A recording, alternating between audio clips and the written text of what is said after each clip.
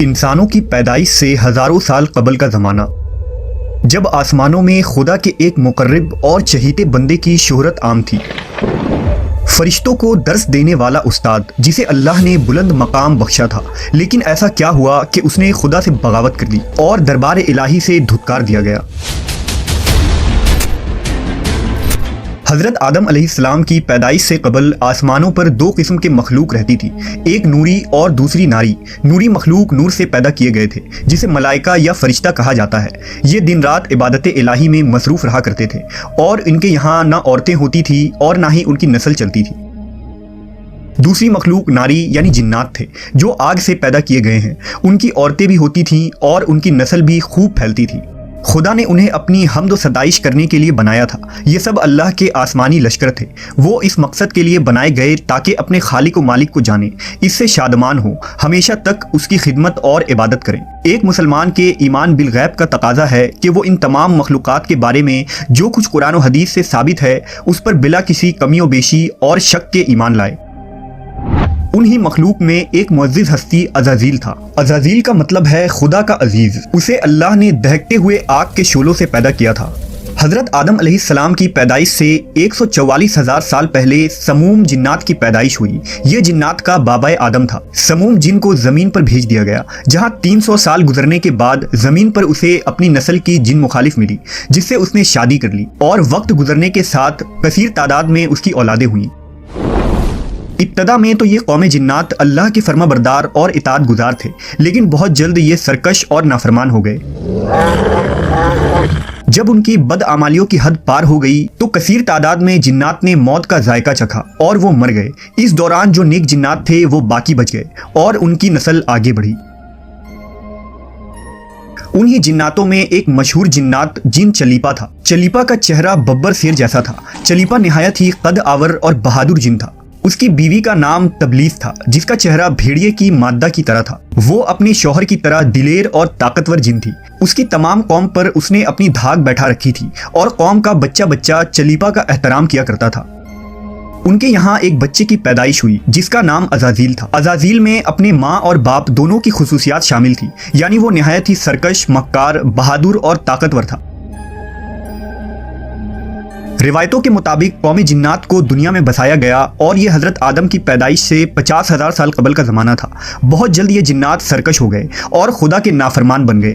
جب جھگڑے اور فساد سے زمین لرزا اٹھی تو آسمان سے فرشتوں کو حکم دیا گیا کہ جاؤ اور ان سرکش جنات کو مار پھینکو۔ لہٰذا اس کائنات میں پہلی خون ریز جنگ ہوئی، جس میں عزازیل کے ماں باپ یعنی چلیپا اور تبلیس نے بڑی بہادری سے جنگ کی، لیکن فرشتے ان پر غالب آ گئے۔ فرشتوں کا وار ان جناتوں پر اس طرح پڑتا کہ وہ اشک کھا کر گر پڑتے۔ اسی جنگ کے دوران عزازیل کے ماں باپ مارے گئے اور قوم جنات کے سرکش جنوں کو قیدی بنا لیا گیا۔ ان قیدیوں میں شہزادہ عزازیل بھی تھا۔ فرشتے جب اسے بارگاہ الہی میں لائے تو ان کو حکم ہوا کہ عزازیل کی بہترین تربیت کرو۔ چنانچہ فرشتوں نے عزازیل کی تربیت بہترین انداز سے کی۔ عبادت، ریاضت کے طریقے اور آداب سکھائے گئے۔ اس طرح وہ بہت جلد اللہ کا مقرب ترین بندہ بن گیا۔ ایک وقت ایسا آیا کہ عزازیل اللہ کا سب سے چہیتا، عبادت گزار، ریاضت کرنے والا اور زاہد بندہ تھا جس میں اس کا کوئی ثانی نہ تھا۔ حکمت و دانشوری میں بھی اسے کمال حاصل تھا۔ عزازیل اپنی عبادت و ریاضت کی وجہ سے اس درجے تک پہنچ چکا تھا کہ اسے فرشتوں کا معلم مقرر کر دیا گیا اور آسمان والے اسے عابد کہہ کر پکارنے لگے۔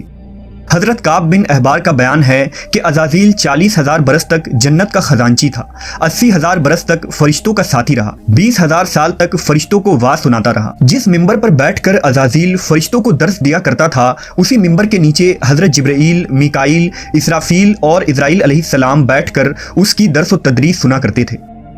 لیکن اللہ کو بخوبی آگاہی تھی کہ یہ اصل میں لعین ہے اور ایک معین مدت کے بعد ذلیل ہوگا، اور اپنے انجام سے غافل اس عزازیل کا خاتمہ کفر کی حالت میں ہوگا۔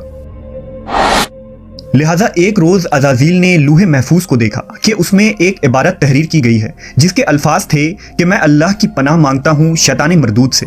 اس عبارت کو پڑھتے ہی عزازیل غالباً 2000 سال تک روتا رہا اور بارگاہ الہی میں حاضر ہو کر دریافت کرنے لگا کہ اے رب العالمین، یہ شیطان رجیم کون ہوگا جس سے پناہ مانگی جائے گی؟ अल्लाह ने अर्ज किया, हमारा एक ऐसा बंदा जिसे हर नेमत से सरफराज किया जाएगा, मगर एक हुक्म ना मानने की वजह से वो मरदूद हो जाएगा। अज़ाज़ील ने ख्वाहिश की कि मैं उस मलऊन को देखना चाहता हूँ, जिस पर अल्लाह की जानिब से अर्ज किया गया कि तू जल्द उसे देखेगा। अज़ाज़ील हर लम्हे इस सोच में गमगीन रहता कि आखिर वो मलऊन कौन होगा जो खुदा का हुक्म मानने से इनकार करने की जुर्रत करेगा। इस खौफ से वो मजीद इबादत और तौबा में मसरूफ रहने लगा, यहाँ तक कि हज़ारों साल बीत गए। जब एक रोज़ अज़ाज़ील को मालूम हुआ कि अल्लाह ताला एक नई मखलूक पैदा फरमा रहे हैं, जिसके लिए दुनिया के हर कोने से मिट्टी लाई गई है।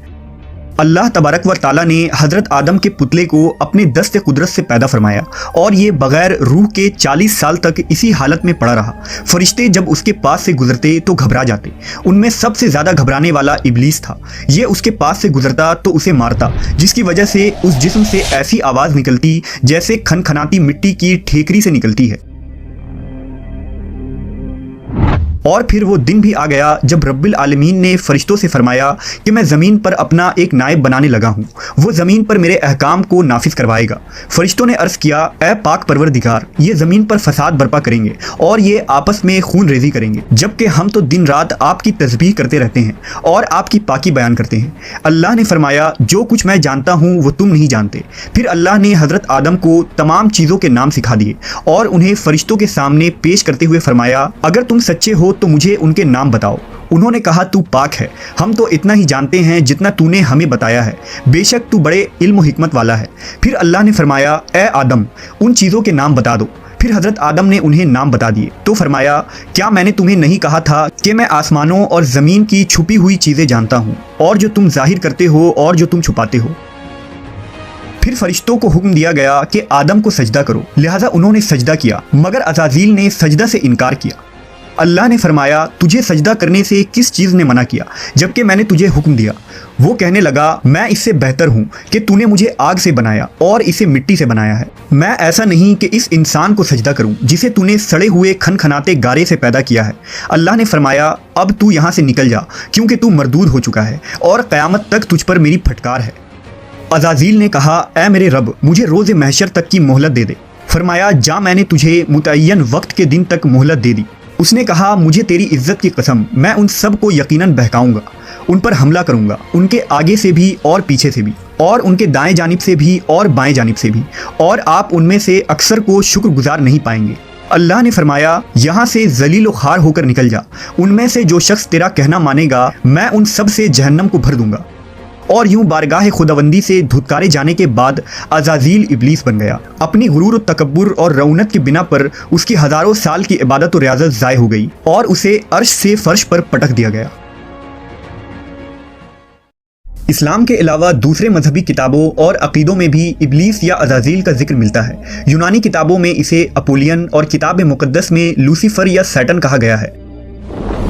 ज़माना कदीम से ही एक मुनफरिद मजहब और ग्रोह इस शैतान या लूसीफर की पूजा करते आ रहे हैं, जिनका मानना यह है कि खुदा से लूसीफर का बगावत करना बिल्कुल दुरुस्त था। वो अज़ाज़ील को एक अजीम कुव्वत करार देकर खुदा की मुखालिफ में खड़ा करते हैं और शैतान की इबादत करते हैं। इस मजहब के मानने वालों को सैटनिस्ट कहा जाता है। रिवायतों के मुताबिक इब्लीस की मौत का वक्त इसराफील के पहले और दूसरे सूर फूंकने के दरमियान का वक्त है, जब उसे दी गई मोहलत पूरी हो चुकी होगी और वो जलील खार हो जाएगा। कुरान मजीद के मुताबिक रोज़े हश्र खुदा के फैसले के बाद इब्लीस अपने पैरोकारों से ऐलान बरात करते हुए कहेगा कि तुम अपने गुनाहों के खुद जिम्मेदार हो। नेज़ वो कहेगा कि खुदा ने तुम्हें सच्चा वादा दिया था और मैंने जो वादा तुम्हें दिया था मैं उसकी मुखालफत करता हूँ। मुझे तुम पर किसी किस्म का कोई तसल्लुत हासिल नहीं था सिवाय इसके कि मैंने तुम्हें बुलाया और तुमने मेरी पुकार पर लब्बैक कहा। बस मुझे मलामत ना करो, अपने आप को मलामत करो। अब मैं तुम्हारा फरियाद रस नहीं हूँ और ना तुम मेरी फरियाद रस हो सकते हो। अज़ाज़ील का हज़रत आदम अलैहिस्सलाम को सजदे से इनकार का जज्बा हसद था, जिसने उसे मजबूर किया कि मेरी जगह आदम को क्यों मिल गई।